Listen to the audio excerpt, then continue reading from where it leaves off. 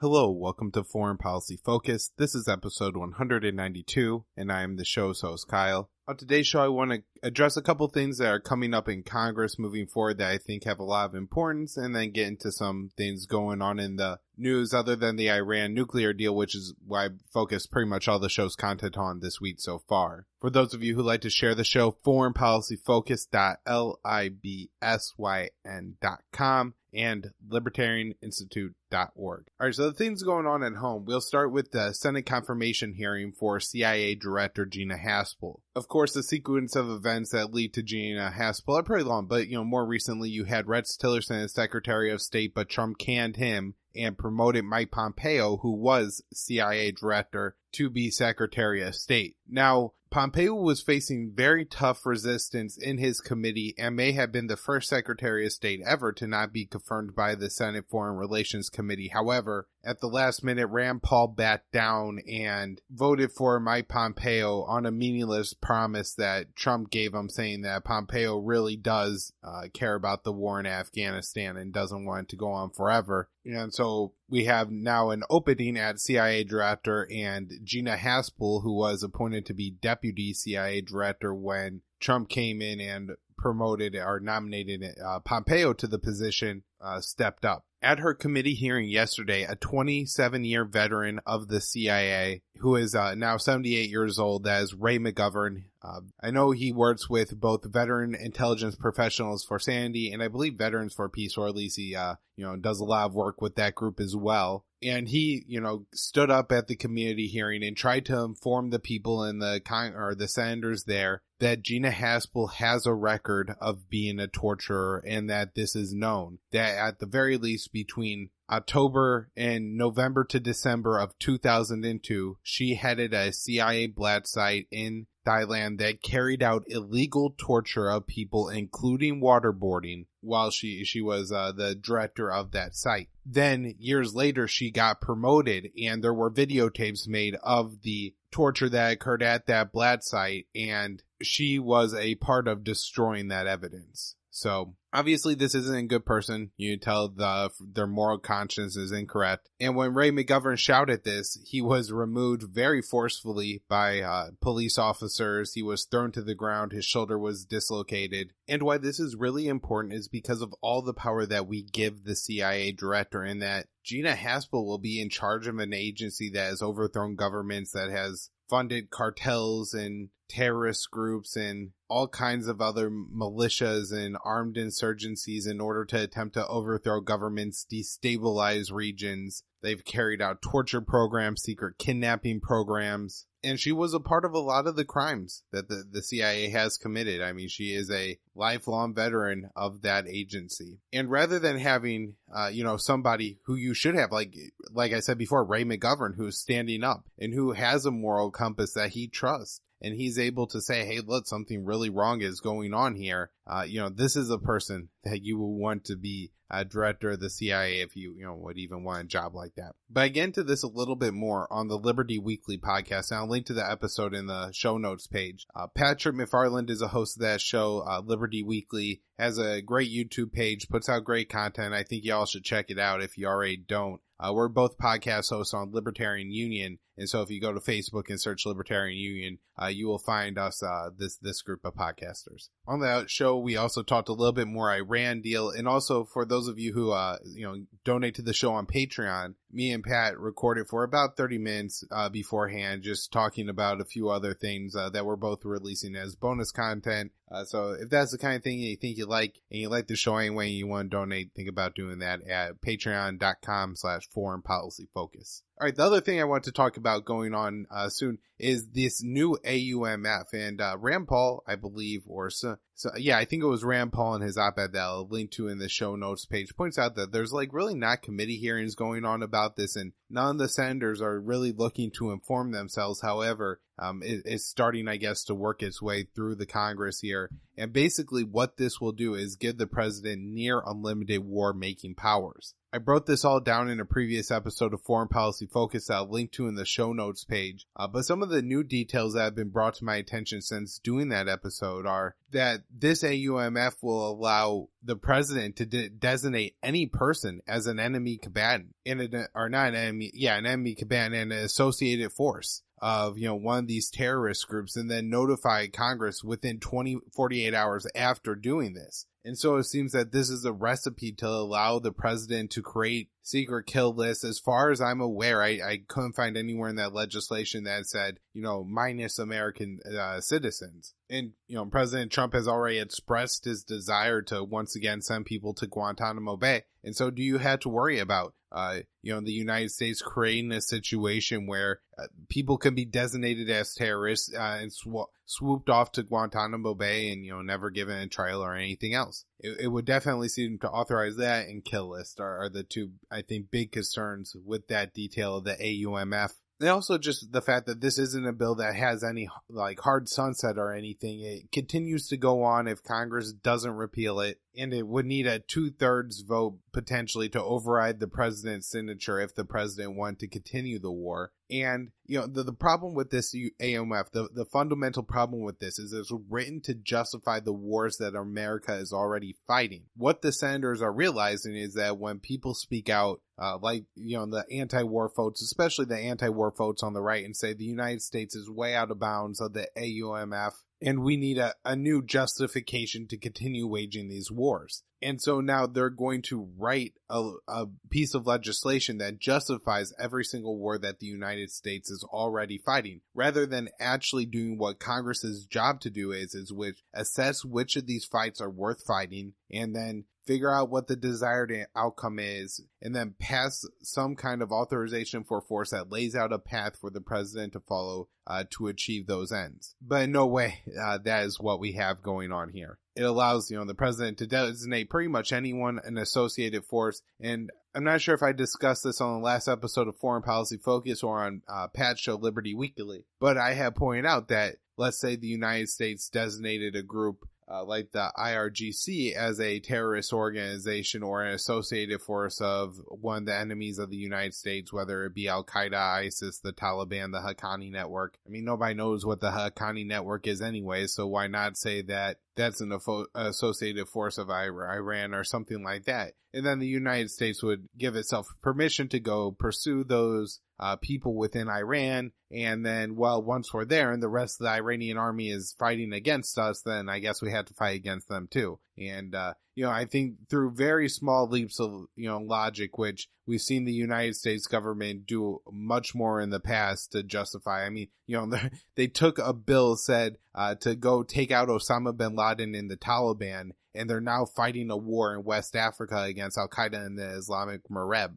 All right, on to some good news, I suppose. It looks like Donald Trump and North Korea have set a date and a location for the talks between the two countries. It says the talks will be in Singapore on June 12th. So we're the airing of this podcast just a day over a month away, and man, that month needs to go by fast, because I'm sure there's going to be a lot of warmongers out there, a lot of weapon salesmen out there, not very happy with the current developments, and they will be looking to find any excuse to make up any evidence to get the United States to believe that North Korea is being somehow dishonest about the current state of negotiations, and therefore the United States and Donald Trump feels tricked or played and could, withdraw from these talks. Now we have more good news, solid evidence that things are going in the right direction, as Mike Pompeo, Secretary of State now, Mike Pompeo, as terrible as it is as Secretary of State, it's great that he went and visited Kim Jong-un, was there for 13 hours, I guess,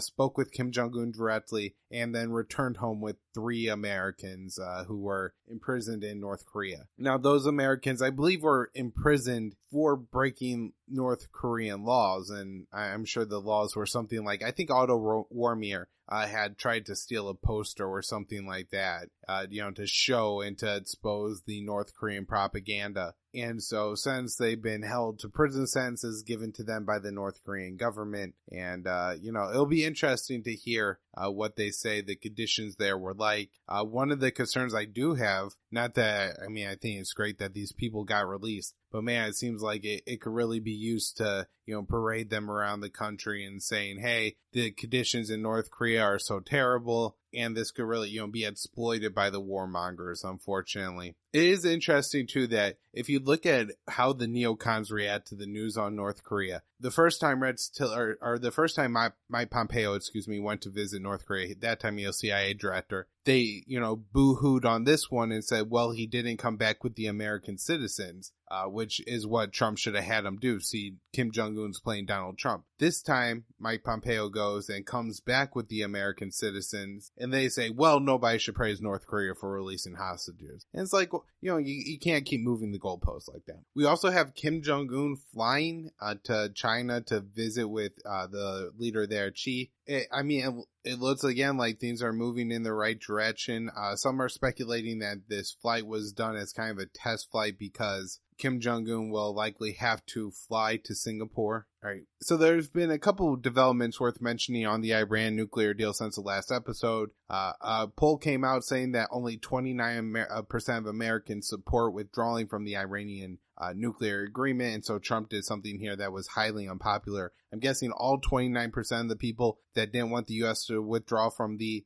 Iran nuclear deal would also answer yes to the question, do you want America to establish a situation with Iran where we could guarantee that Iran cannot secretly develop a nuclear weapon? They will all check the yes spots, and so it just means they know absolutely nothing about the Iranian nuclear agreement. It looks like France, Germany, and the UK are going to try to remain in the nuclear agreement with Iran. Hopefully they could work something out here. I saw that the German ambassador, I guess, told German companies to start canceling their contracts with Iran or something like that. Hopefully the United States doesn't get in the way of these European countries remaining in the deal. And it does look like the United States is possibly planning sanctions beyond just those that were snapped back on by the United States as part of the Iranian nuclear agreement. All right, so there's some pretty important news coming out of Syria. The first one is the United States is establishing a new base in Manbij, which of course is a city held by the Syrian Kurds and their YPG militia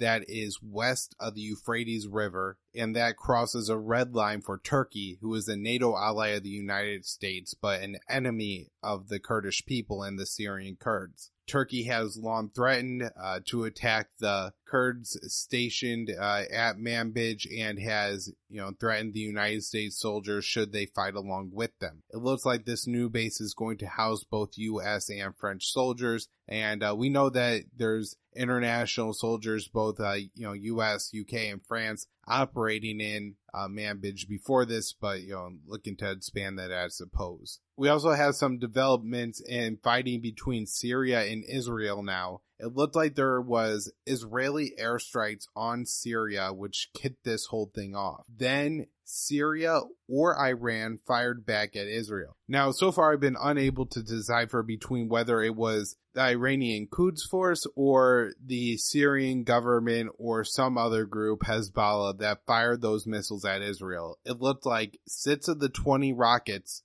they weren't missiles, rockets that were fired from Syria to Israel were intercepted by the Israeli Iron Dome. I don't think any of the 14 rockets that actually hit any structures, and no casualties were reported. And I guess it's a little bit of a stretch too to say they're fired into Israel, because they're fired into an area that's claimed by Israel, the Golan Heights, but it was taken from Syria legally, and so it's still kind of occupied territory by Israel, and I think there's some UN peacekeepers, or at one point there were UN peacekeepers in the area. Now, Israel and pretty much everybody I see in the mainstream media is saying that this was an Iranian attack. Nobody is really suggesting that it may be the Assad government, especially in all the headlines. Now, when you get into the bottom of the story, maybe they'll admit that Iran denies it and the Syrian government is saying that they did it.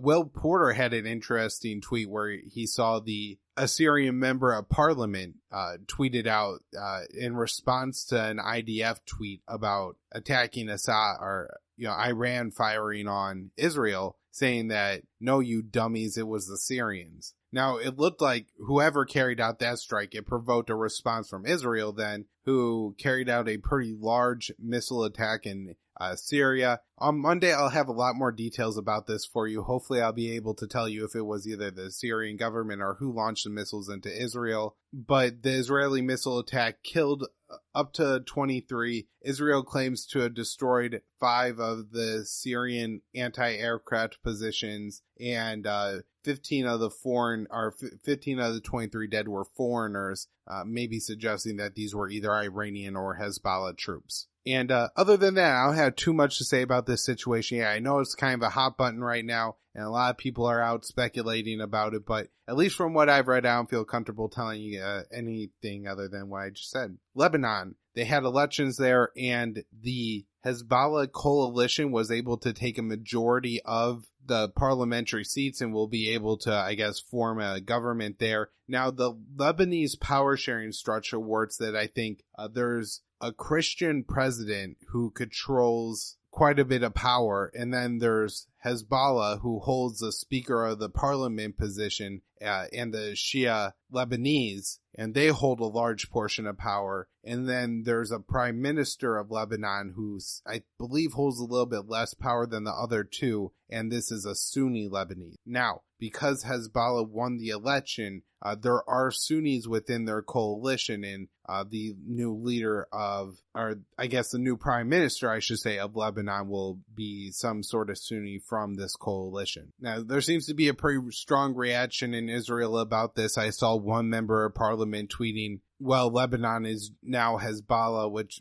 is completely ridiculous. I'm sure a lot of this has to do with the fact that the sitting prime minister of Lebanon, Saad Hariri, was kidnapped by Saudi Arabia last year and read a speech saying that he resigned because the Hezbollah influence had grown so strong over the Lebanese government, and then was kind of cut off from the rest of the world. Of course, this was a plot by Saudi Crown Prince Mohammed bin Salman.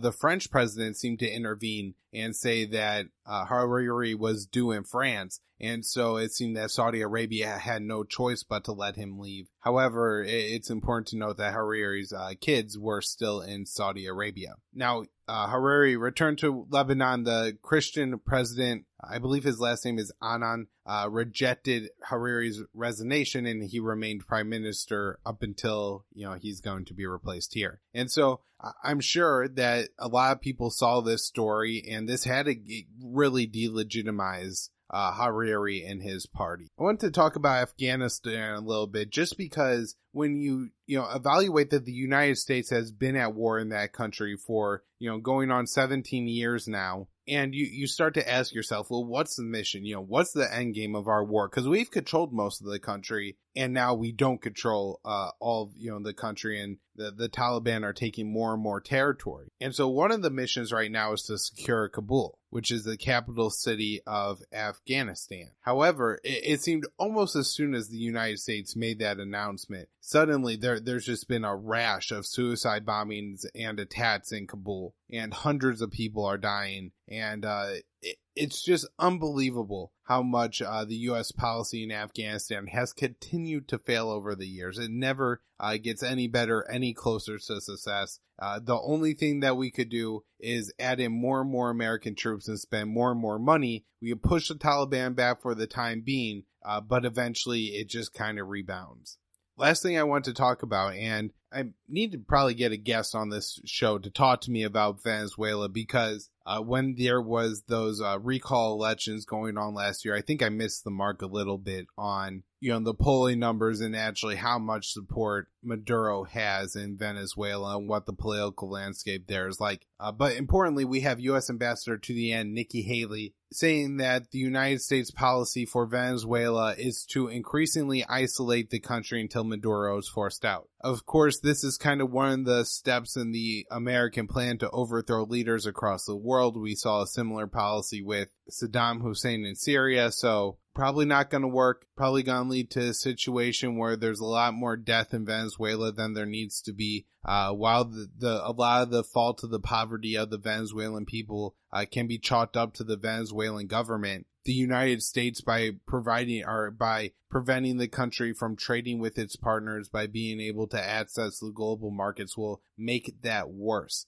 And if they expect the people to be able to rise up against a totalitarian government when they're deprived of the most basic needs like food and fuel, they're going to be very ineffective and probably unable to do so. And, it's a ridiculous expectation that you would say, well, you have to overthrow your leader and impose somebody we like, or we're going to starve you to death. But that's, the risk of the policy here. And of course, this could lead to military intervention. And none of us want that, right? So that's where I'll wrap up the show for today. I hope everybody enjoyed the shows this week. A lot of talk about the Iran nuclear deal, but it's really important. If you hadn't gotten enough from this show, like I said before, I was on Liberty Weekly. I think I did a pretty good job on that show talking about it. You can find this podcast at foreignpolicyfocus.libsyn.com and libertarianinstitute.org. You can find my daily news roundup at libertarianinstitute.org as well. I have my own news website, immersionnews.com. Check out my Patreon page. Like I said, over this weekend, I will be posting some bonus content, a pretty fun conversation between me and Pat McFarland. Then you can find the show on YouTube and BitChute. On the channel name is Immersion News.